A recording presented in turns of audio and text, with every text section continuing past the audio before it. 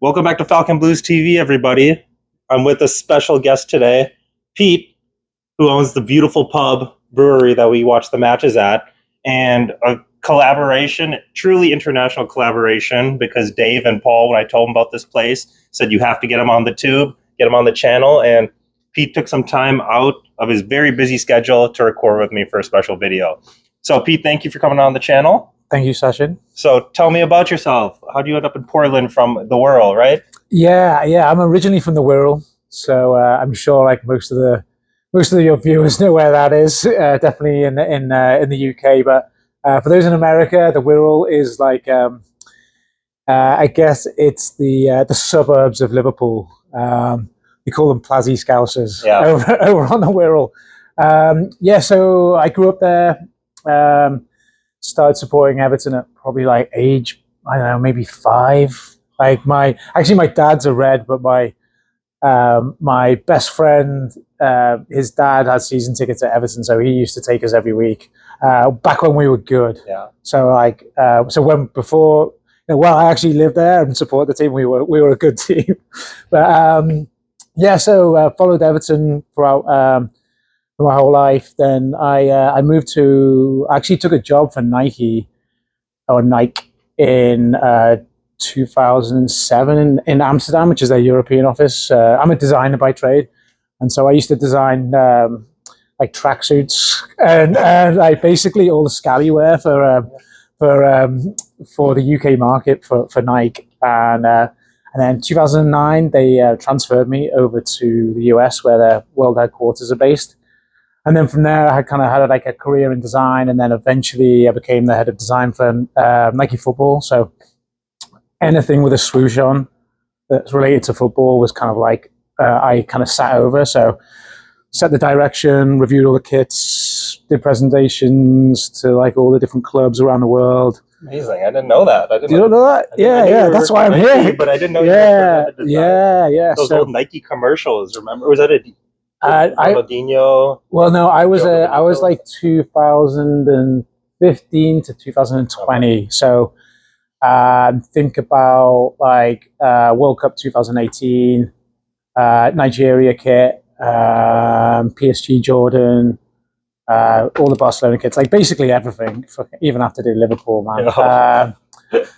Pains for me to say, but so I had this. It's always shite, right? Yeah, there you go. I managed to get some. They call it teal, but it was like actually blue.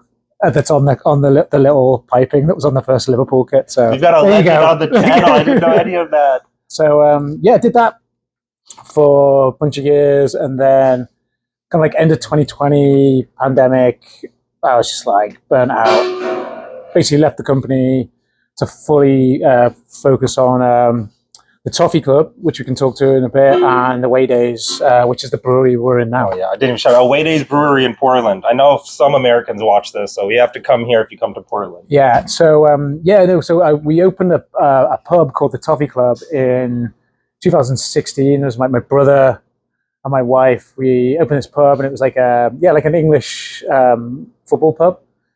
And we ended up we ran it for 7 years, and then closed it at the end of last year when the lease ran out. And we're kind of fully focused on the brewery now, so that's kind of like where the kind of growth opportunity is. So we're kind of like all in on that. So we're just starting to bring back in some of that like football culture back into the brewery and its operating hours. And yeah, we're kind of excited. We're expanding. We're excited to see what happens next. I've seen that. It is exciting times. Unfortunately, Troutdale is a little far for me, but yeah, it's like I don't know, it's like half an hour away from Portland. But so we're gonna we show the games here in the mornings, and we have a little like Oregon Evertonian crew. It's probably about 50 people strong, but I don't know, about 5 people show up. Last game, I think it was 5 people. Yeah, but we're hoping for a big turnout for the Man U game next weekend. Yeah, that's 8:30 here. Yeah. Super Sunday.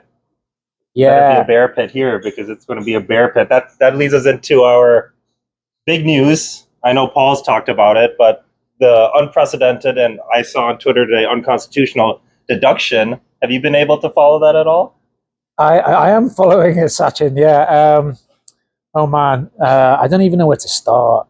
I think it's just the severity of the point deduction. Like 10 points is outrageous. I mean, that is harsh. So they're setting a precedent here. So like, if you're going to dock Everton 10 points, like what are you going to dock the other teams? I mean, Man City might get kicked out of the league completely, and the EFL. Well, they're probably not. They're not going to necessarily take them because you're going to have to like kick someone out there. So they might potentially even go to the fifth division. Non-league. Can you imagine that? It'll be unbelievable. Yeah. But I think I would love to know how they calculate the point loss. Like why 10 points? Who was it like a few years ago who got docked 10 points for going into administration? 9 points. I forget the club. It was 9 points. Yeah. That was the big thing I saw. So was it wasn't Bournemouth? Who was it? Portsmouth. I think it was Portsmouth. Yeah. So Portsmouth got docked 9 points. Yeah. For going into administration and effectively laying off all those people. Whereas Everton have, all right, yeah, they messed up. They took a gamble on some things and they didn't pay off, but a lot of it was like circumstantial that they had those great losses, and they've been in, like transparent communication with the Premier League the whole process. 10 points. The big thing, the commission said that it wasn't a sporting advantage; it was due to the stadium. But then they said Gylfi Sigurdsson, our most expensive player, who we're not going to talk about that, but they couldn't take that into consideration when. Literally, what does that ever happen that a player does that and then it's our most expensive player and then I think they don't use it?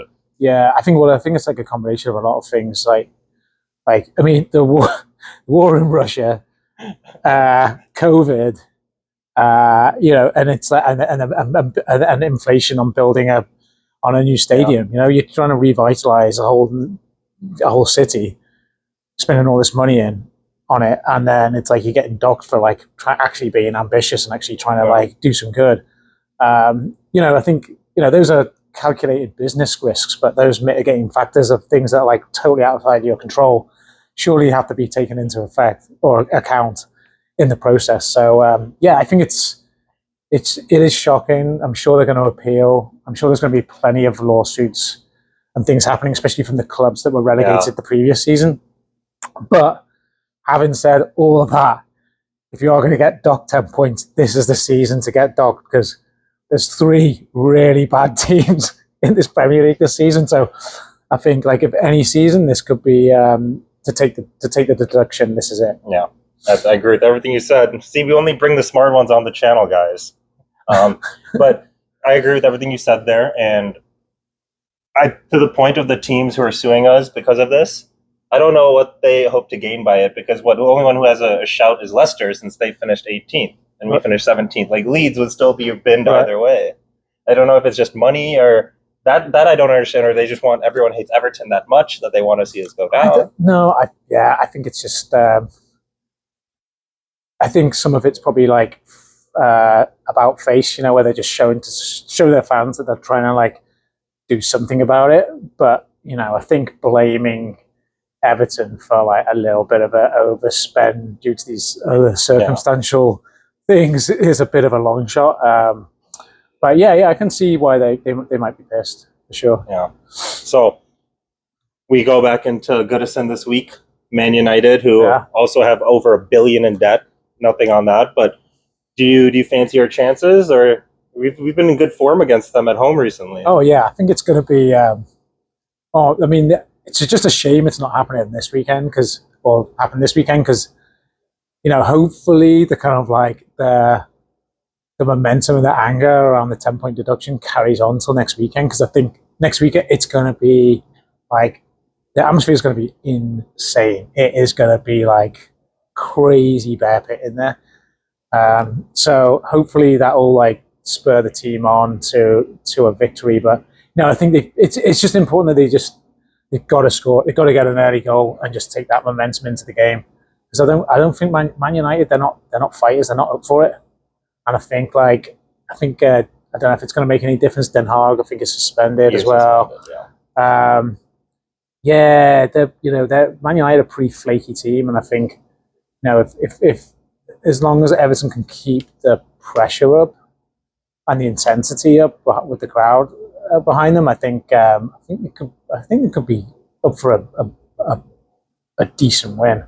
The fear is that being an Everton supporter, and you guys know more than anything, it's like, we tend to start strong, and then teams start to like get a grip of the game, quieten the fans down, and then score some fluky last minute goal. Then it'll be sod's law. It'll be like 1-1 or something. That's literally the Brighton match I went to. Yeah. Dominate. They have a good spell, and Ashley Young's leg scores a worldie. I know, yeah, unbelievable. But yeah, no, Everton. I think Sean Dyche is like he's had enough time now to really like kind of cement his style of play or his vision for the team onto the players, and I think I think they can just continue that momentum. We've had some really good results lately, but I think that identity of how the team. I think he's figured out the right tactics and way that team should play based on their skill set.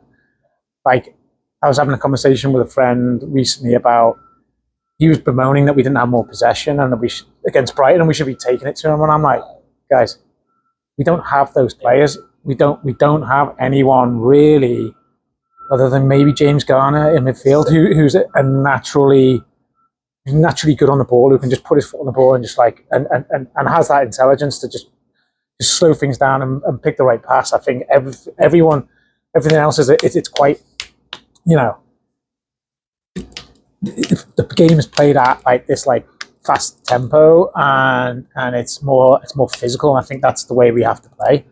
I think there's no point in trying to do something when we don't have the players to do it. Well, we tried to do that last year with Frank Lampard, and it would just keep passing around the center backs coldly, and then eventually try to hoof it up to a non-existent center forward. Yeah. And I completely agree. I think James Gardner coming into the middle and dropping Ghana has changed the side. Yeah. I think possession-wise, we don't have as much as most fans would like, but I think there's a plan when we do. Yeah. We're creating chances. I know a lot of people don't like XG and the statistics, but I think there's just a bit. I think now they've got like most of the squad is fit. And I mean, obviously, Calvert-Lewin makes all the difference to how that team functions. But I just think I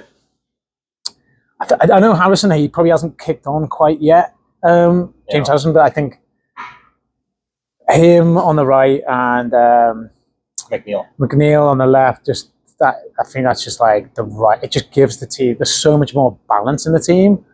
And then, you've got Bramthwaite coming in, who just looks like, he's just on another level compared to everybody else. I mean, he's going to be a shoo-in for the England team in a year or two. He just looks so composed on the ball and just physically. Oh, seeing him in person. Was he like 6'5" or something? He's taller. He makes me look like a child. Yeah, he's massive. Yeah, he's like built like a brick shithouse, but athletic at the same time. He's not like do you know what? He's a little bit like he's got a bit of a John Stones persona with the calmness, the calmness on the ball. Yeah, just naturally gifted footballer, but like a big guy. He's obviously physically. What is he, like 20 years old? He's 21. 21. 21. I mean, so he's probably going to chunk out a little bit more as well. So we could have our own like Van Dijk on there. Van. Oh God, we need a name for it. I know. I'm just worried. I'm just worried that we won't be able to keep him after this year, and given everything else, I think he's an amazing player. Yeah. But I have the fear of Stones, and Onana says he wants to stay.